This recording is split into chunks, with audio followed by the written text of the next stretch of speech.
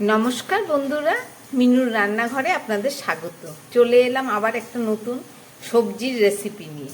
এখানে আমি ছোট এক বাটি ফ্রোজেন মটরশুঁটি নিয়ে নিয়েছি। এটা ঘরে ছিল, ভালো করে জল দিয়ে ধুয়ে আমি শুকনো করে নিয়েছি, একদম শুকনো। আর নিয়েছি দুটো কাঁচা আলু আর একটা কাঁচকলা। এই সব দিয়ে আজকে দারুণ স্বাদের একটা রেসিপি করে আপনাদের দেখাবো। তাহলে চলুন শুরু করি। একদম প্রথমে আমি আলুগুলোকে একটু পাতলা করে কেটে নেব। একটু পাতলা করে কাটছি যাতে সিদ্ধটা খুব ভালো করে করা যায়।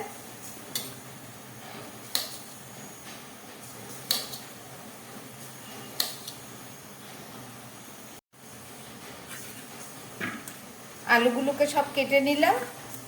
এবার এই কাঁচকলাটাকে আমি কেটে নিচ্ছি, খোসা সমেতই কেটে নিচ্ছি, পরে ছাড়িয়ে নেব।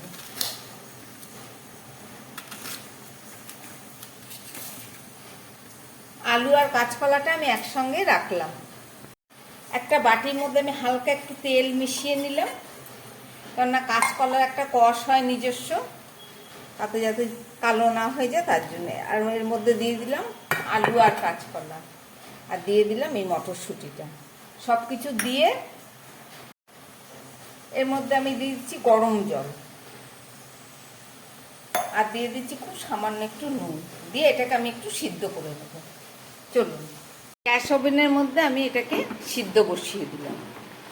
এটা সিদ্ধ হোক, তা ফেরত এসে দেখাচ্ছি। কাঁচকলা আলু মটরশুঁটিটা সিদ্ধ হয়ে গেছে, আমি নামিয়ে নিচ্ছি এটাকে। গ্যাসটা বন্ধ করে দিলাম।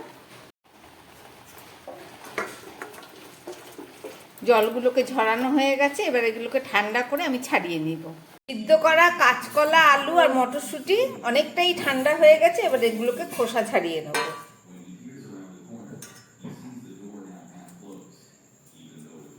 আলু আর কাঁচকলাটাকে খুব ভালো করে আমি এইভাবে মেখে নেব।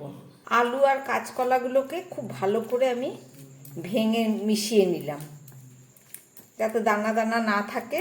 এবার আমি এর মধ্যে দিয়ে দিচ্ছি পরিমাণ মতো নুন, আর দিয়ে দিচ্ছি এই যে 1/2 চামচ মতো গোলমরিচের গুঁড়ো, আর দিয়ে দিচ্ছি 1 চামচ মতো কর্নফ্লাওয়ার, নেই বলে আমি ময়দা দিয়ে দিলাম। এবার দিয়ে খুব ভালো করে আমি এটাকে মেখে নেব। দিয়ে দিচ্ছি সামান্য একটু সাদা তেল, একটু তেল দিয়ে দিচ্ছি যাতে খুব ভালো করে আমি এটাকে মেখে একটা ডো তৈরি করে নিতে পারি। 1 চামচ ময়দা দিয়েছিলাম, একটু পাতলা মনে হচ্ছে, আমি এরও 1/2 চামচ ময়দা দিয়ে দিচ্ছি। পুরো মাখা হয়ে গেছে। এগুলো দিয়ে আমি একটা করে শেপ দিয়ে নিচ্ছি।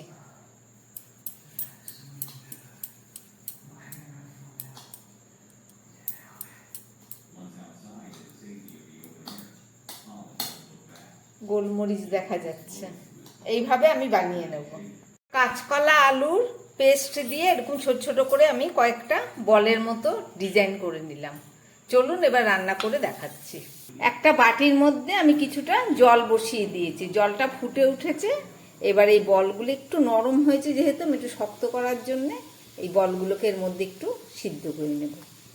এর মধ্যে আছে আলু, কাঁচকলা, সামান্য ময়দা, নুন আর গোলমরিচের গুঁড়ো। এই দিয়ে আমি এই বলগুলোকে বানিয়ে একটু সিদ্ধ করে নিচ্ছি। গ্যাস থেকে এগুলোকে এবার নামিয়ে ফেলবো। গ্যাস অফ করে দিয়েছি। এবার জল থেকে ছেঁকে নেওয়ার আগে আমি একটুখানি নুন দিয়ে দিলাম। পেঁয়াজটা অনেকটা ভাজা হয়ে গেছে। এবার আমি এই সিদ্ধ করে রাখা মটরশুঁটিটাও এর মধ্যে দিয়ে দিলাম। এরকম একটা ফ্রাই প্যান নিলে সব একসঙ্গেই ভাজা করা যায়। এবার দিয়ে দিচ্ছি রসুন কুচি, এখানে দিয়ে দিচ্ছি আদা কুচি, আর একদম মাঝে দিয়ে দিলাম এই টমেটোটা। লঙ্কাটা একটু পরে দিচ্ছি।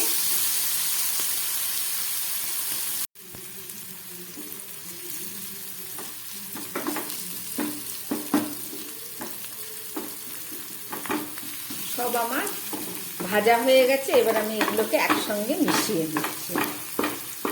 দিয়ে দিচ্ছি একটা কাঁচা লঙ্কা কুচি,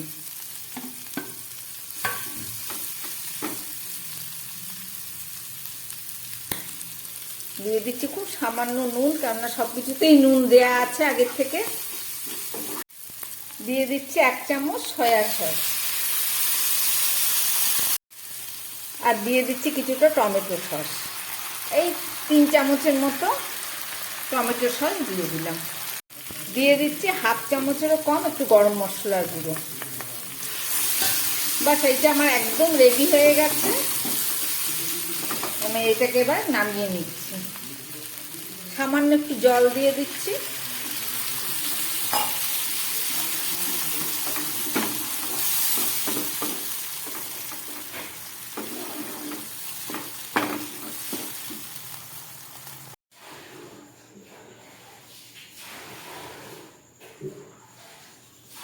মটরশুঁটি, পেঁয়াজ, আদা, রসুন, লঙ্কা সমস্ত কিছু ভেজে সস দিয়ে আমি একটা ঝোল মতো করে এক সাইড করে দিলাম। এবার বাকি রান্নাটা করে নিচ্ছি।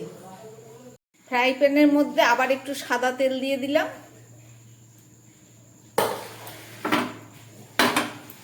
ওই মশলা রেডি করার সময় আমার ক্যাপসিকামটা দিতে আমি ভুলে গেছিলাম, সেই কারণে এখন ক্যাপসিকামটা দিয়ে দিচ্ছি। আদা রসুনের পেস্টটাকে আর এই কাঁচকলা আলুর বলগুলোকে আমি একটা একটা করে সাজিয়ে দিচ্ছি, একটু ভাজা হবে বলে।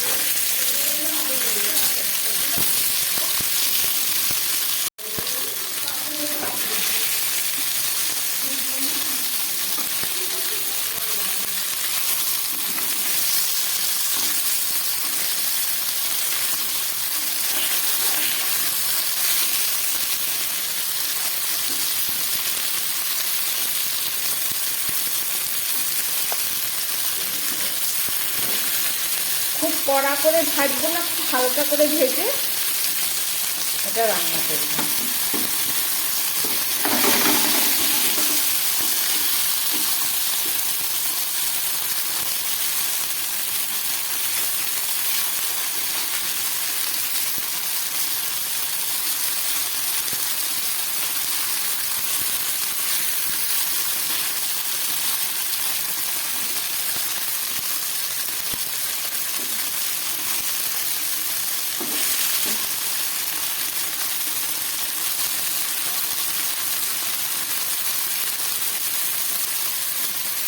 ভাজাটা আমার একদম রেডি হয়ে গেছে। এবার এই কষিয়ে রাখা মটরটা আমি এর উপরে দিয়ে দিচ্ছি।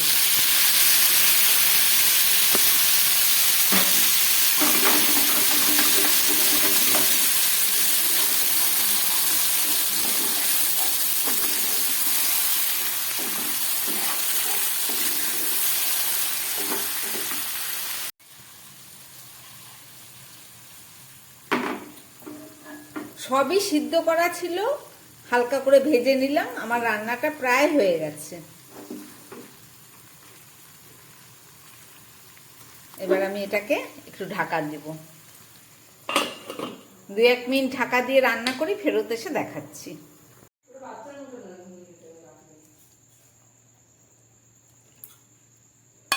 রান্না করলাম কাঁচকলা আলু দিয়ে একটা মজাদার রেসিপি।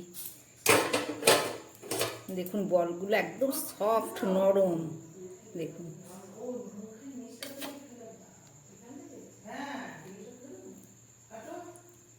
এই তরকারি রুটি পরোটার সঙ্গেই বেশি ভালো লাগবে। আপনারা চাইলে এমনিও খেতে পারেন, বাটিতে করে নিয়ে। দারুণ টেস্ট। বানালাম, দেখলেন। যদি ভালো লাগে তাহলে চ্যানেলটাকে লাইক করবেন, সাবস্ক্রাইব করবেন। নমস্কার, সবাই সুস্থ থাকবেন, ভালো থাকবেন।